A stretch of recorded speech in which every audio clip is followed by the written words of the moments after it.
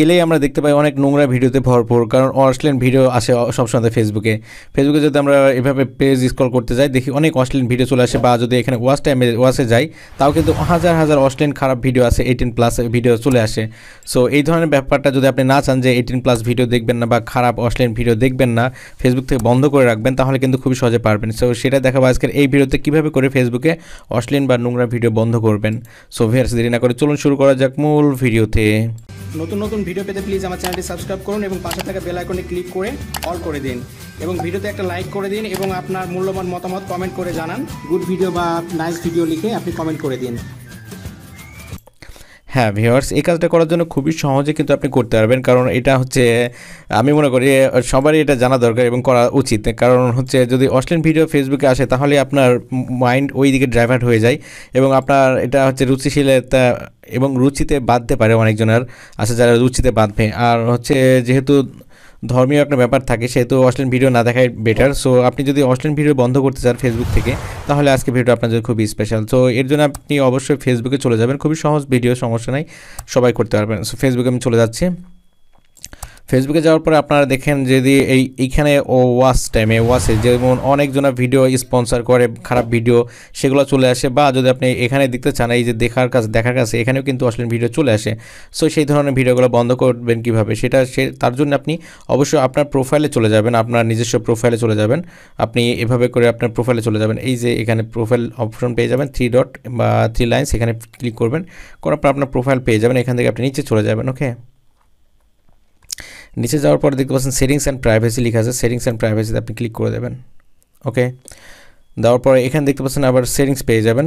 So আপনি সেটিংসে click করে দেবেন। সেটিংসে ক্লিক করে দেওয়ার পরে এখানে দেখতে পাচ্ছেন সার্চের অপশন আছে, আপনি অপশনটা খুঁজে পাবেন, খুঁজে পেতে আপনার সমস্যা হবে, কিন্তু খুঁজে পাওয়ার চাইতে সবচেয়ে বেটার অপশন হচ্ছে এখান থেকে আপনি সার্চ দিয়ে বের করলে সবচেয়ে খুবই সহজে পেয়ে যাবেন। সো আপনি এখান থেকে সার্চ দেবেন। ওকে, এখানে লিখবেন আপনি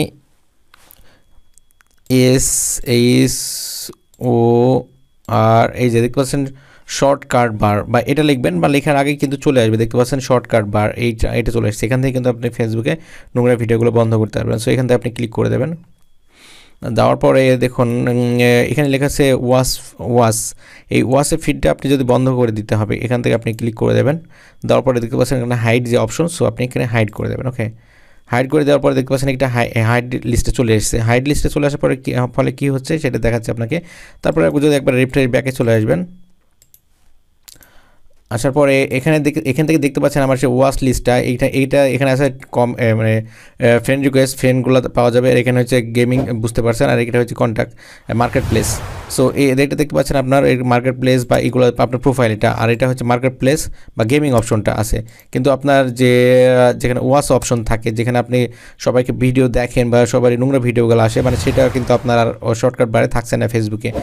এটা হচ্ছে এইভাবে করে হাইড হয়ে যাচ্ছে। আর যদি মনে করেন যে আবার চাইবেন না, আবার যদি মনে করেন আপনি চাইবেন না আগের মতো হয়ে যাক, তাহলে আপনি কী করবেন, তাও কিন্তু করতে পারবেন। সো এটা করার একটা বেটার। আর যদি চান যে আবার আগের মতো করে রাখবেন, তাহলে আপনি আবার আপনার এই 3 ডটে চলে যাবেন, 3 লাইন্সে চলে যাবেন। যাওয়ার পর আপনি সেমভাবে আপনার প্রোফাইলে সেটিংসে চলে যাবেন।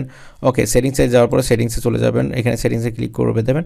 এখান থেকে আবার সেমভাবে আপনি সার্চ করবেন, যেটা আমি সার্চ করেছিলাম, দেখতে পাচ্ছেন শর্টকাট বার, এখানে আপনি ক্লিক করে দেবেন। ওকে, দেওয়ার পরে এখান থেকে আবার দেখতে পাচ্ছেন যেহেতু আমি হাইড করে রেখেছি, এখানে হাইড করতে পারবো। এখান থেকে জাস্ট আপনি ক্লিক করবেন, করার পরে এখানে অটো করে দেবেন। ওকে, অটো করে দিলাম। দেওয়ার পরে দেখতে পাচ্ছেন এখান থেকে কিন্তু এটা চলে এসেছে।